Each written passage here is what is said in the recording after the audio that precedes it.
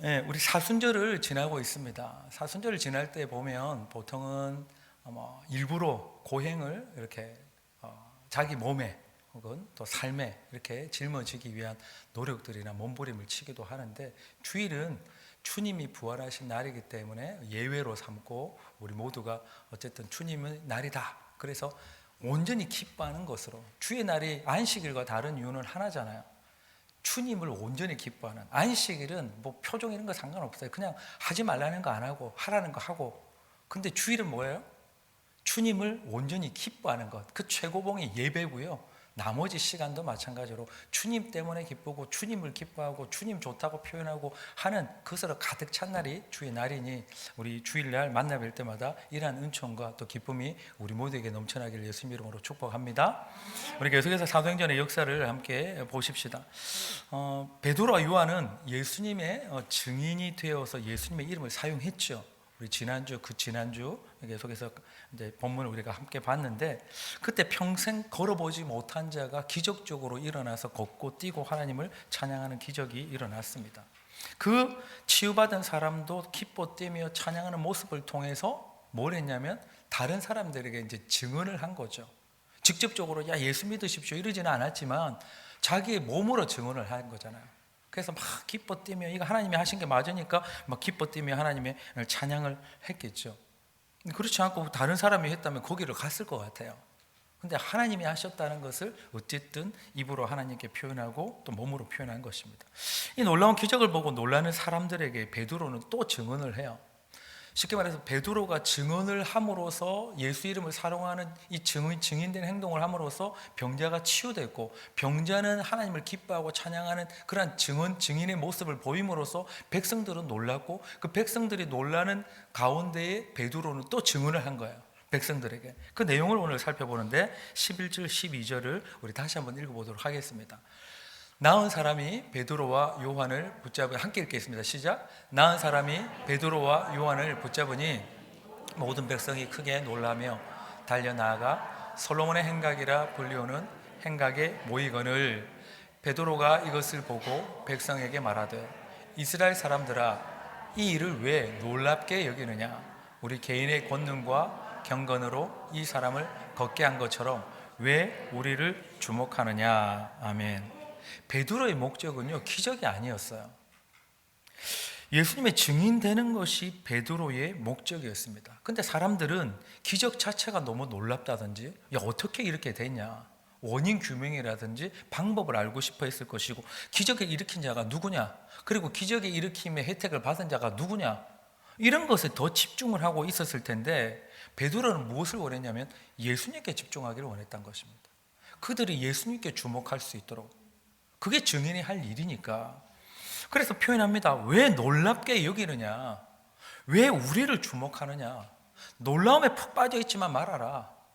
우리를 주목하지 말아라. 하나님은 뭐 하시는 분이에요? 멋진 쇼나 멋진 이벤트를 우리에게 제공하시는 분이 아니잖아요. 그것처럼 보이는 기적에는 분명히 목적이 있는 것입니다. 하나님을 주목하게 하시는 거죠. 세상의 모든 하나님이 일으키시는 기적은요, 하나님께 주목하라는 사인인 것입니다. 그것을 우리가 잃어버리자면 그냥 방법적으로 그냥 쇼 본 것처럼 그렇게 될 거예요. 마치 불꽃놀이 본 것처럼. 근데 하나님은 그러시지 않는다는 거예요. 그래서 여기 일어난 기적도 예수님께 주목하게 하기 위해서 누구 이름으로 된 거예요? 예수님의 이름으로 기적이 일어났다는 것을 지금 강조하고 있는 것입니다. 그냥 기적이 갑자기 일어났다 그러면 와 그냥 좋다고 할 텐데, 예수님의 이름을 얘기했고 예수님의 이름으로 기적이 일어났기 때문에 예수님께 집중해라. 베드로가 그 얘기를 장황하게 하고 있는 거예요. 그래서 베드로는 사람들이 예수님께 주목하도록 이제 차근차근 설명을 합니다. 이제 13절부터 16절까지도 한번 읽어보면 좋겠습니다. 13절에서 16절까지를 한번 교도하면서 읽겠습니다. 제가 13절 읽겠습니다. 아브라함과 이삭과 야곱의 하나님 곧 우리 조상의 하나님이 그의 종 예수를 영화롭게 하셨느니라. 너희가 그를 넘겨주고 빌라도가 놓아주기로 결의한 것을 너희가 그 앞에서 거부하였으니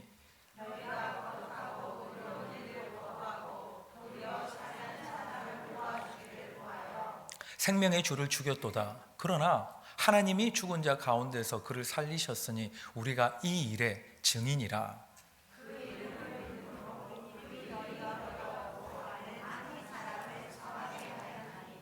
예수로 말미암아 난 믿음이 너희 모든 사람 앞에서 이같이 완전히 낫게 하였느니라. 아멘. 베드로와 요한은요, 예수님을 증언하는 데에 충실했어요. 그것이 첫 번째는 예수님의 부활하신 것을 증언했고요, 두 번째는 오늘 여기서는 이 놀라운 기적이 일어난 것은 예수님의 이름의 능력 때문이라는 것을 증언하는 것이었습니다. 우리 진정한 증인이 되기 위해서는 눈으로 직접 본 것도 있지만, 눈으로 본 것이 아니라 마음에 확신하는 것들도 우리는 보통 이제 뭐 증언이라는 표현까지 안 쓴다 하더라도 우리 그런 얘기 많이 하잖아요. 우리가 직접 뭐 지난주만 생각해 봐도 직접 다 보고 경험한 것만 막 얘기를 하면서 그거 진짜 맞다고 얘기했나요? 아닐 거예요. 어쩌다 보면 우리가 직접 못 봤지만 어떻게 흘러 소문 들은 것도 마치 진짜인 것처럼 누군가에게 건너 얘기했을 수도 있고, 그 가운데 뭐 가짜 뉴스도 있고 진짜 뉴스도 있고 여러 가지가 있겠죠. 그리고 들은 것을 이제 막 살까지 붙여가지고 자기 확신을 심어서 한 것도 있을 거예요.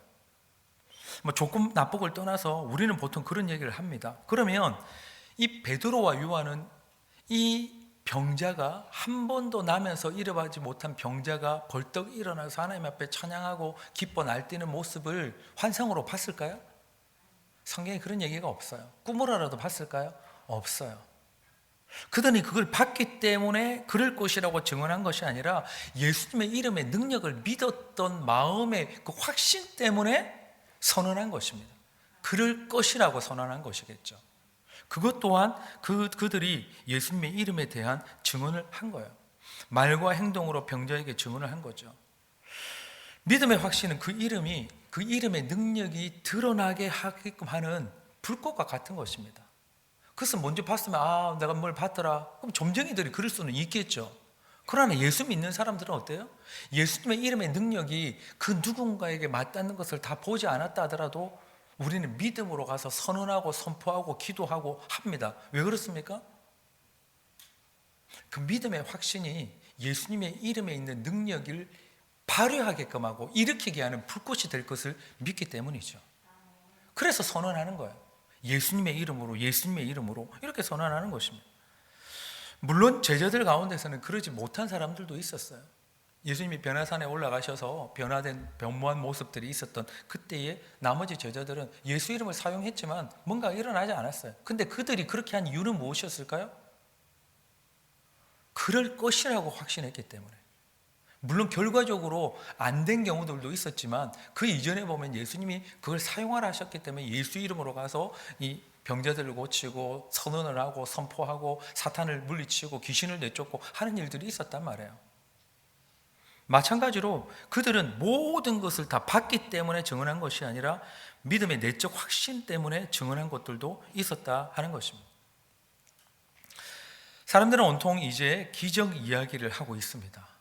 수근수근 됐겠죠. 저 사람이 어떻게 나왔지? 저 사람이 어떻게 나왔지? 저 사람이 어떻게 나왔지? 사람들은 온통 기적 얘기를 하는데 베드로는 온통 무슨 얘기를 하는 거예요? 온통 예수 얘기만 하고 있는 것입니다. 베드로는 온통 주님 이야기만 하는 거예요. 우리가 정말 주님의 증인이라면 주님 이야기를 하겠죠. 근데 세상에 뭔가 다른 뉴스의 증인이라면 온통 그 얘기를 할 것 같아요. 안 봤어도 막 나는 하나를 들었는데 두 개를 이야기할 것 같아요. 왜 그렇습니까? 증언을 하고 있는 거예요. 우리가 정말 예수님의 증인이라면 예수님 이야기를 하는 것은 너무 당연할 것 같아요. 지금 여기 지금 모든 백성이라고 표현되는 백성들이 온통 이 일어난 사람의 기적 이야기를 하고 있는 중간에 베드로는 무슨 이야기로 관심을 돌리고 있냐면 예수 이야기로 관심을 돌리고 있는 중이라는 것입니다. 어떤 사람들은 어쩌면 기적 이야기를 더 좋아할 것 같아요. 믿는 사람도 그럴 것 같습니다.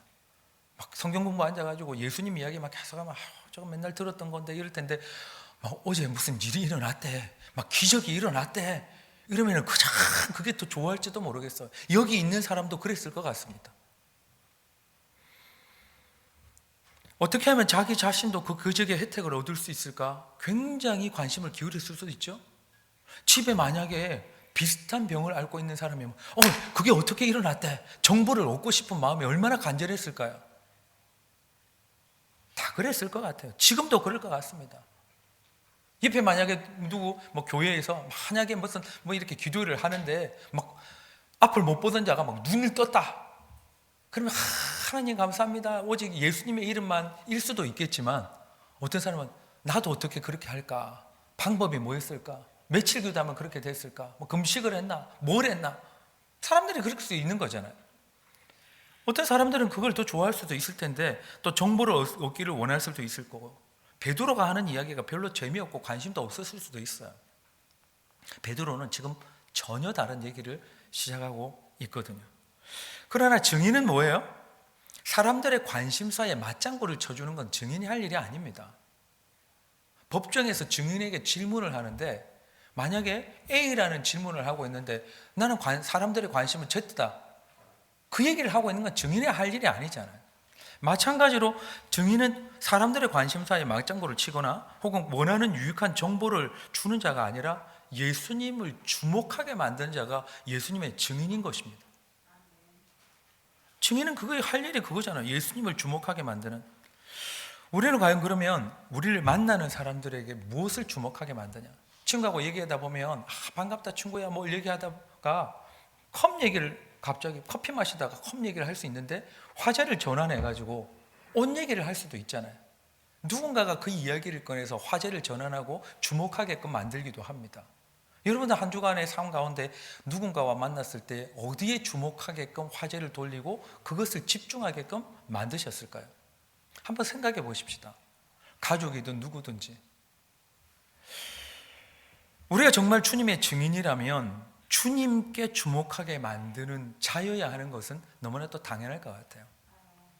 근데 보통 뭐 우리뿐만 아니라 만났을 때 뉴스 얘기가 넘쳐나서 그 뉴스 중에 그거 봤니? 이번에 이렇대. 어떤 사람들은 만나서 뭐 다른 얘기하다 갑자기 정치 얘기로 막 몰고 갑니다. 주목하게 만드는 거예요. 어떤 사람은 막 이번에 거기 투자했더니 잘 됐대. 막 투자 얘기로 그것을 집중하게 만듭니다. 어떤 사람은 명품 얘기로 막 끌고 가고 어떤 사람들은 이 제품 쓰니까 너무 좋더라고 막 후기를 말하면서 신제품 얘기를 하기도 합니다. 어떤 사람은 맛집 이야기로 주목해서 이끌고 가기도 하고 또 우리 잘 하잖아요. 만나면 이번에 그거에서 내가 이걸 담궈가지고 요걸 좀 뿌렸더니 더 맛있어졌어. 막 레시피 얘기로 막 화제가 막 몰고 가기도 합니다. 어떤 사람들은 건강 정보에 그냥 꽂혀가지고 만나면 그 얘기만 하시는 분도 있어요. 다 뭐 하는 거예요? 증언하고 있는 거잖아요. 직접 안 봐도 직접 본 것처럼 증언을 하고 있는 것입니다. 베드로는 그 방향을 잃지 않게 위해서 지금 이 사람들이 기적을 지금 주목하고 있는 데서 그 시선을 다 끌어다가 지금 다른 데로 옮겨놓고 있다는 것입니다. 그렇다면 우리는 무엇의 증인 역할을 하고 한 주를 달려왔을까? 어쩌면 2026년도 나는 사람들과 만나면 어디에 집중하게끔 만드는 사람일까? 우리 삶도 한번 뒤돌아보면 좋을 것 같습니다. 베드로는 백성들을 예수님께 지금 주목하게 만들고 있습니다. 기적에 주목하고 있던 그들을 이제 그들의 구원 문제를 다루는 쪽으로 이끌고 가고 있는 거예요. 상상이나 했겠습니까? 기적이 일어난 거 보고 있는데 갑자기 회개하라는 얘기로 이제 끌고 가는 거예요. 우리 내용을 17절에서 19절까지 또 한번 읽어보겠습니다. 역시 교도 가겠습니다. 제가 17절 읽겠습니다. 형제들아 너희가 알지 못하여서 그리하였으며 너희 관원들도 그리한 줄 아노라.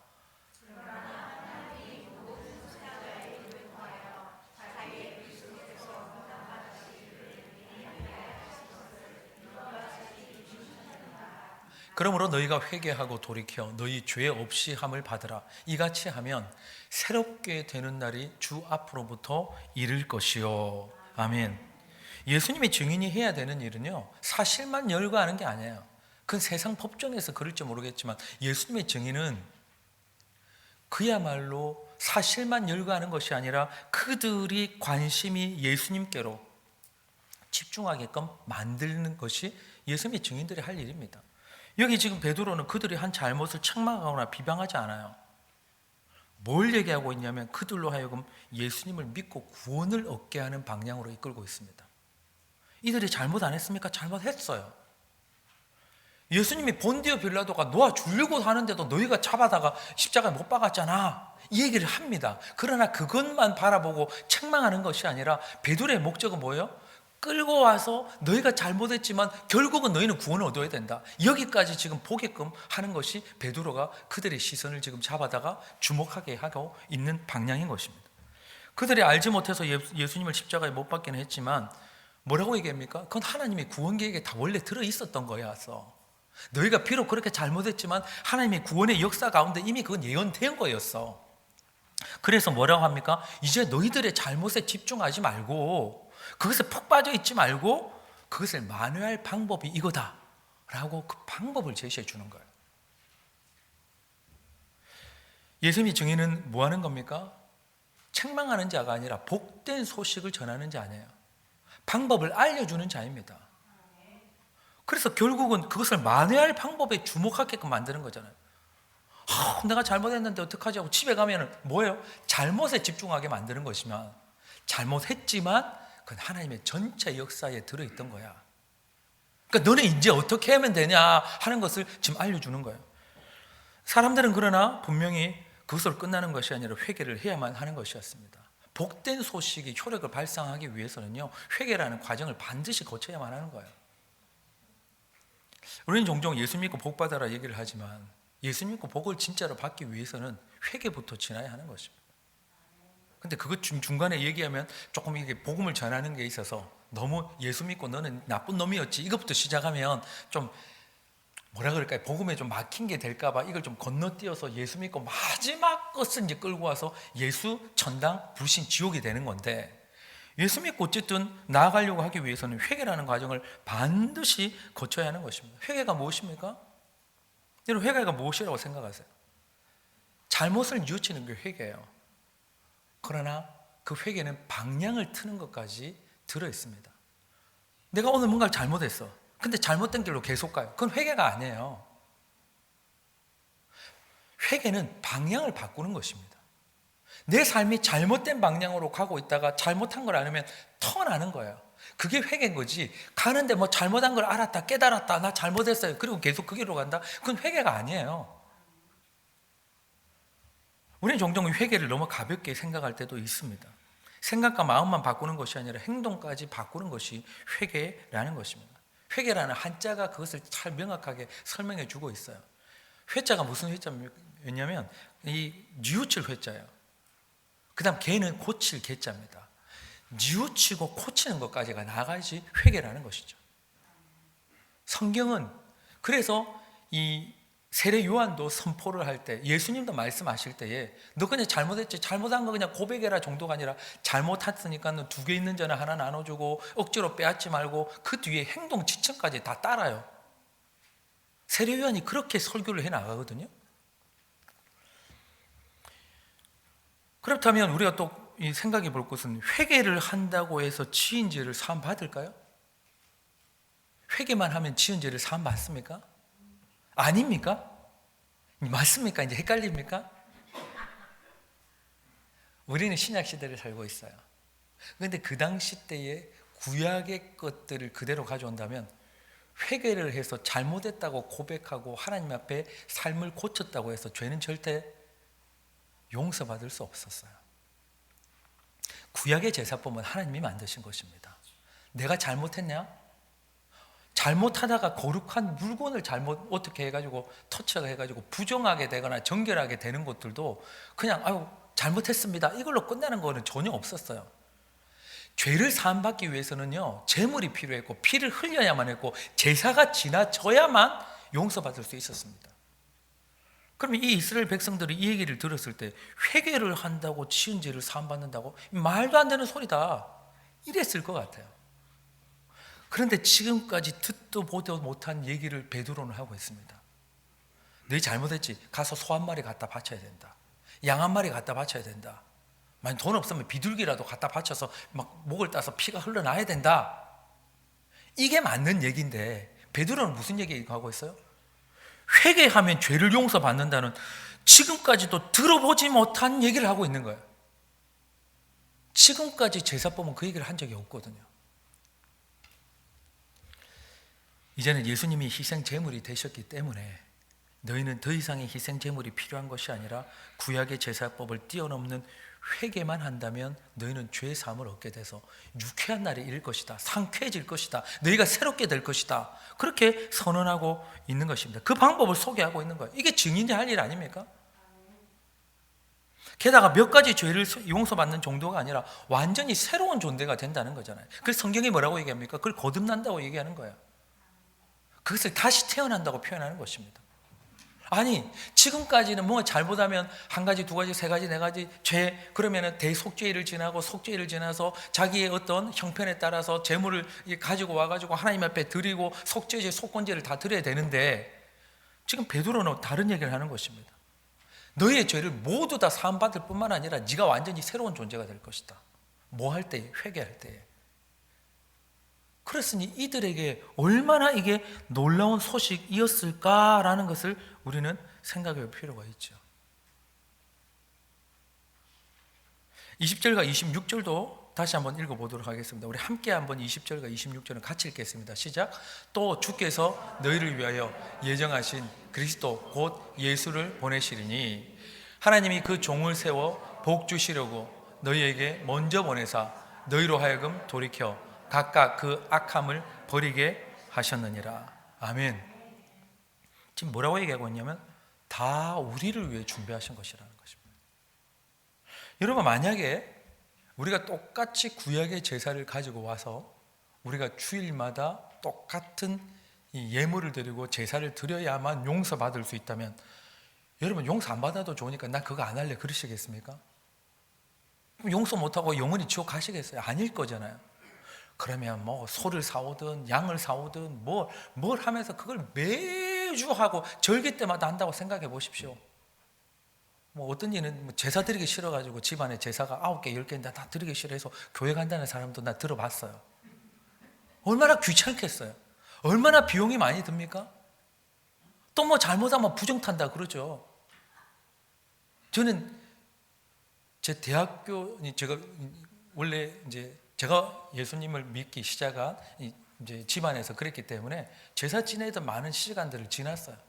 그 가운데 뭐는 여기 놓고 뭐는 저기 놓고 막 숟가락을 꽂아 놔면 몇 초 동안 하고, 그래서 이 귀신이신 조상이 뭘 식사할 시간도 드려야 되고, 그때까지 기다리고 뭐 촛불을 끌 때가 있고 켤 때가 있고 문 앞에 뭘 할 때가 있고 같이 또 따라온 존재도 있대. 그래가지고 하얀 종이에 뭘 대가리하고 이걸 생선 대가리하고 뭘 이거 과일도 윗뚜껑을 따가지고 이렇게 놓고, 여러분 기억나십니까 혹시?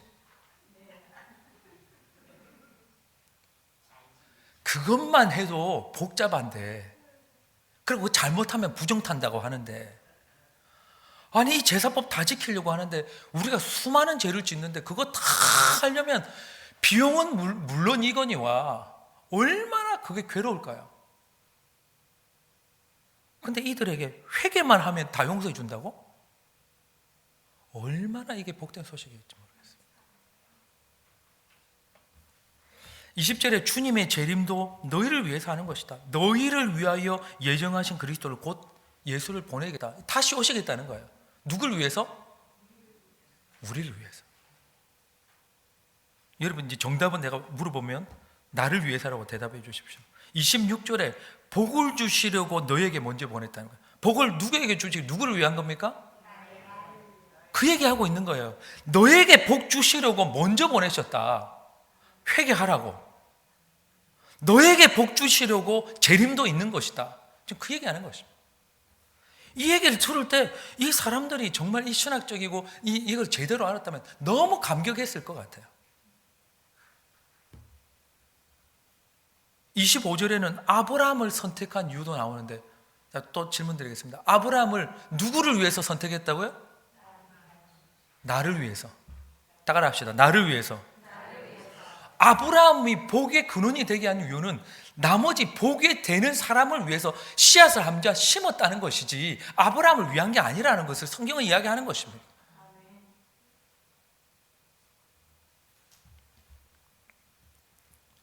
스스로의 힘과 노력으로 결코 버릴 수 없는 죄와 악함 때문에 그것을 버릴 수 있도록 하나님이 뭘 하셨냐? 내가 다 마련해 줬다. 너 제사하는 거 힘들지? 내가 다 마련해 줬자. 오늘 제사 드리는데 내일 오늘 저녁에 제사 안 짓겠으면 또 짓겠죠. 그럼 내일 어떻게 해요? 번제는 매일 드리는 것이었어요. 번제는 특별히도. 그거 다 정리해 주겠다. 주님이 모든 것을 다 마련해 주셨다는 것을 표현하고 있는 것입니다. 나를 위해 예정하셨고 나에게 복 주시려 했고 나를 위해 선택하신 그런 존재들이다 하는 것을 주님은 말씀해 주시고 있는 거예요. 우리 자유인들 분들과 정말 축복을 담아서 한마디 합시다. 당신을 위해서 그러셨습니다. 한마디 합시다.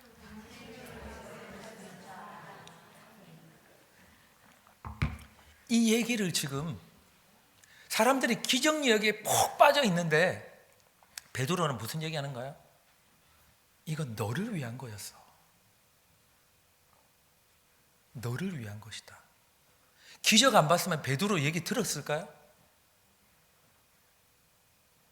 너를 위한 것이다. 너의 구원을 위한 것이다. 지금 그 얘기를 장황하게 하고 있습니다. 이런 멋진 이야기를 자랑해야 되지 않겠습니까? 한국엔 그런 얘기 있잖아요. 손주 자랑하려면 돈 내놓고 해야 된다고. 자녀 자랑도 마찬가지겠습니다. 옛날에는 10,000원이었는데 제가 이제 한국 떠나올 때 지금은 50,000원 정도 내야 될 것 같아요. 손주 자랑하려면. 근데 이런 멋진 얘기를 자랑해야 되지 않을까? 무슨 얘기입니까? 나를 위해서 하나님이 아브라함을 선택하시고 나를 위해서 제사법도 만드시고 나를 위해서 주님이 재림하신대.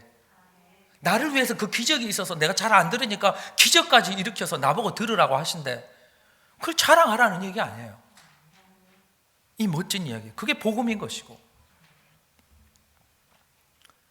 우리 자신을 위해서 하나님께 그렇게 준비하셨다는 걸 믿는 자들에게는요, 이게 복음이 될 것이고 그것을 믿지 않는 자에게는 별로 재미없는 뉴스 중에 하나일 거예요.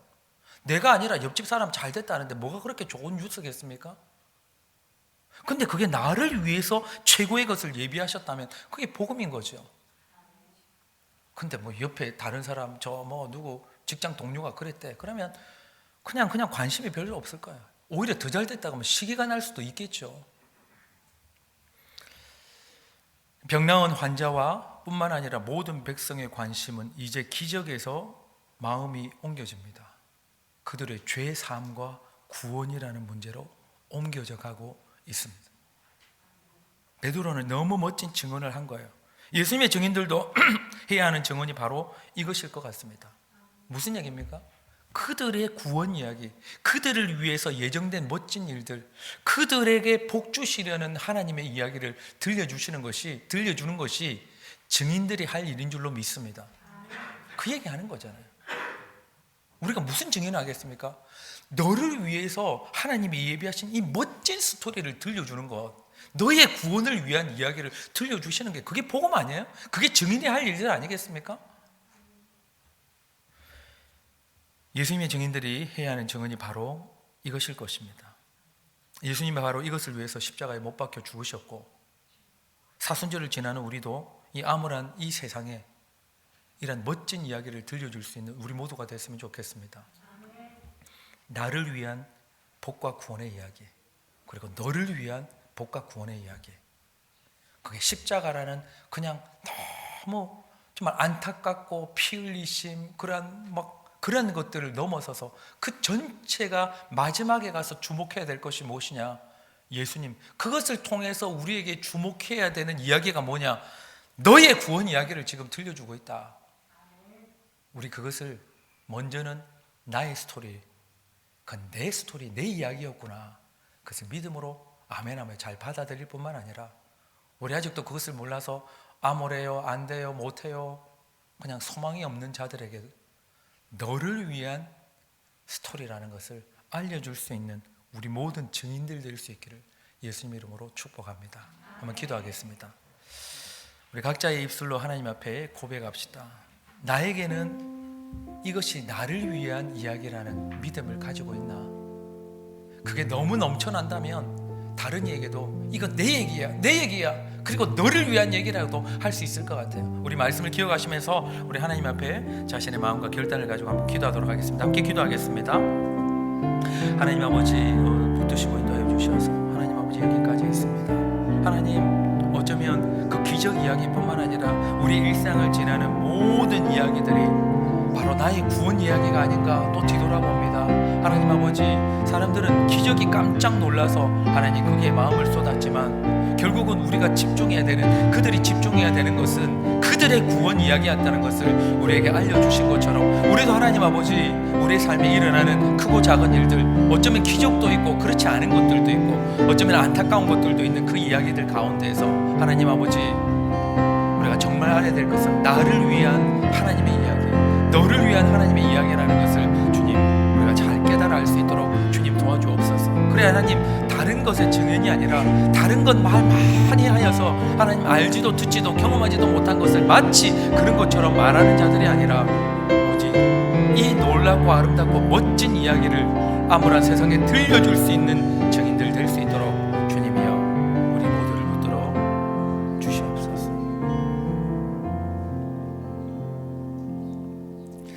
하나님 아버지, 이들이 꼭 깨달아야 했던, 주목해야 했던 것은 결국은 예수님이고 결국은 더 나아가 주목해야 했던 것은 바로 자신을 위한 하나님의 구원 이야기라는 것을 주여 깨달아 그날에 회개하고 주 앞에 돌아온 자가 남자만 5,000명이나 되었다 하니 주님, 우리도 어쩌면 캐캐 묵은 마음을 가지고 있다면 이제 사순절을 지나며 좀 던져버리고 나를 위한 구원 이야기에 집중하고 주목할 수 있도록 주여 도와 주시옵소서. 그렇다면 우리의 삶이 이 병자가 너무 깊어서 날뛰며 하나님 찬양했던 것처럼 그 감격이 사라지지 않는다면 우리의 날마다가 잔치의 시간이 될 줄로 믿습니다. 하나님, 뛰고 또 뛰어 하나님 찬양해도 하나님 아버지 다 하지 않을 것 같은 기쁨이 넘치는 복된 소식이 우리에게 있는 줄로 믿습니다. 하나님, 그 이야기에 우리 주목하게 하시고 또 암울하여 자꾸 세상 이야기, 기적이 있거나 없거나 하나님 아버지 오로지 그 이야기만 하고 있는 그러한 세상의 이 멋지고 아름다운 이야기를 들려줄 수 있는 강력한 증인들 될 수 있도록 우리 모두를 도와 주시옵소서. 맡겼고 예수님 이름으로 기도하옵나이다.